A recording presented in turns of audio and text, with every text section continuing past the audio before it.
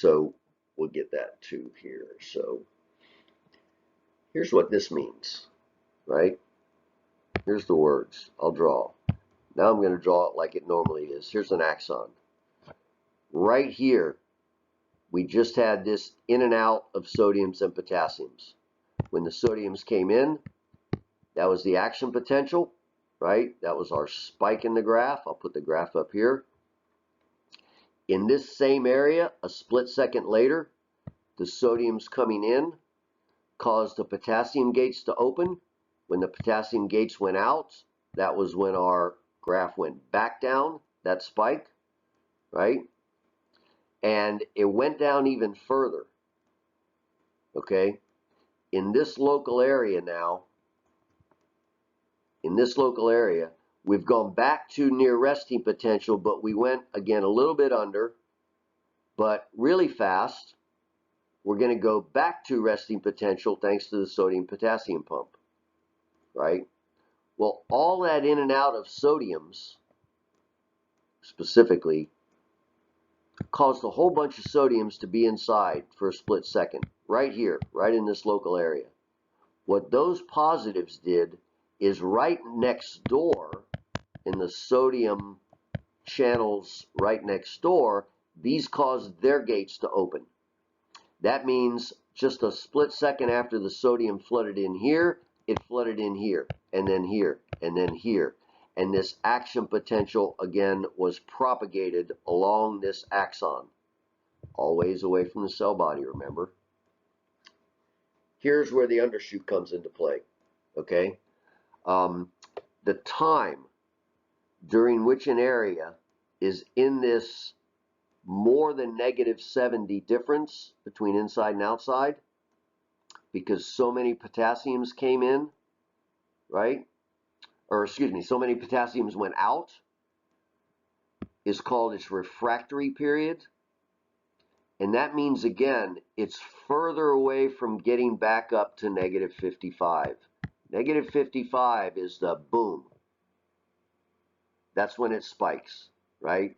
At -55, enough sodium gates open to drive that difference between inside and outside into the opposite direction, from negative to positive, right? And that's the spike that we call the action potential, okay?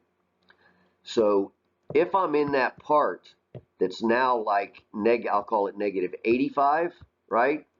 I'm further away from getting back to this part again. That means it's harder for me to fire. Now we'll go back here, right? Now we'll go back here. I know it's getting messy. What caused this part of the, sorry, I'm going to go over here. Let's pretend our action, just because it's cleaner. Let's pretend our action potential just hit here. That means all these sodium gates open right here, caused that spike, action potential. What caused them to open? An action potential that occurred right here, right next to it. This is the one that opened the gates to cause this spike.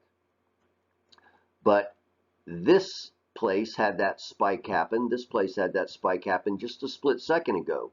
Where is it now? It's in its undershoot part. So if a bunch of sodiums coming in can open the gates next door, how come they can't open the gates back here? It's because back here is at -85. This place is at -70. It's at resting potential. This place is in the undershoot, -85. So while all these sodiums flooding in, which is what the action potential is about, these sodiums can tug and pull on sodium channels here to open them up. They can't here because these positives don't get you up to threshold potential, because you start at -85 here compared to -70. Hope that makes a difference. This is what keeps this action potential moving only in one direction. It can't go this way because the area that it would have to excite to go that way is in this undershoot. It's further away from -55. In class, I'll draw it on the board, and hopefully, you can tie that in from this, but it's a little harder here when I got less room to draw. Okay, So, what if, however, what if we started an action potential right here? What if we started it right here? We can do that like with an electrode. We can put a chemical electrode right here on an axon, these little micro electrodes. I got a former student of mine that this is what he does for his career. Figures nerve stuff out by doing this little micro stuff, right? If we start it right here, what that little electrical stimulus does is open the sodium gates, just like any other kind of stimulus. It opens the sodium gates. Now, all these sodiums coming in here, right? Action potential spike. Both this side and this side, right next to this place, are at -70. So if we started an impulse somewhere in the middle of the axon, it could go in the other direction. But in the reality of how nerves are working without you sticking electrodes on them, right? What caused this place to fire was this place firing. And because this place is now in its refractory period, that's why this spike right here, in a normal sense, can't go backwards and trigger a spike going that way, an impulse going that way. Hope that made sense, okay? There's undershooting your threshold a little bit. You see, that's funny because the place where, you know, a door is, that's called the threshold, and he didn't quite get there. That's undershooting. Just thought I'd explain that in case you missed it. And that's not me, by the way. That is not me. Okay, so this is what we said, right? Here it is in a similar with a little added stuff, right? What's the action potential all about? Sodium's coming in, sodium gates opening, right? What do they trigger? Potassium's going out. So in this place, in the axon, which is the same as this place, just time going by, right? We have taken a more, you know what, let's look at this place. We have taken a more negative inside than outside area at resting potential. We have reversed that polarity, right? We have reversed that polarity to make it now more positive inside than outside. How did that happen? Sodium's coming in.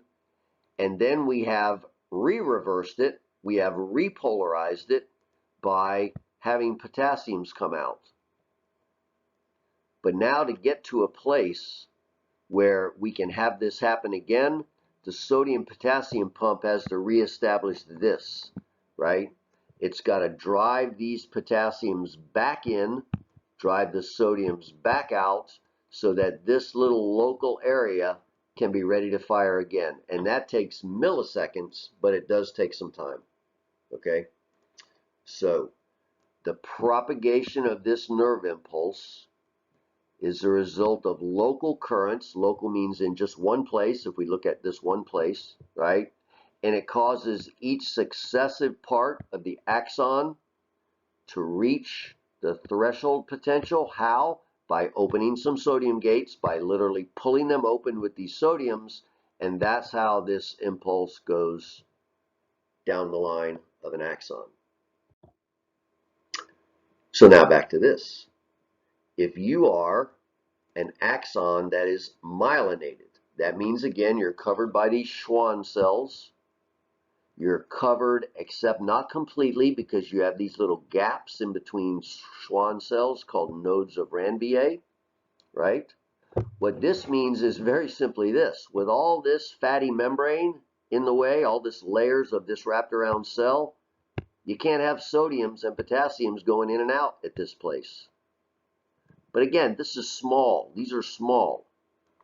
You can have sodiums and potassiums going in and out, like it shows here, at the nodes of Ranvier. See, they cut away the Schwann cells here so you can see.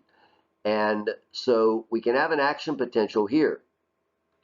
And very simply, when these sodiums flood in and then diffuse in both directions actually, but if they diffuse here to the next node, they'll open the sodium gate so that at the next node we can have sodium come in, action potential. So what this kind of impulse is a jumping one. The place where the actual back and forth of sodiums and potassiums happen, the place where that action potential can happen is only at the nodes. So the action potential goes from node to node. I don't know the origin of this word, but that kind of conduction, propagation is called saltatory. And that happens along only myelinated nerve fibers, and they want you to know that. Okay? So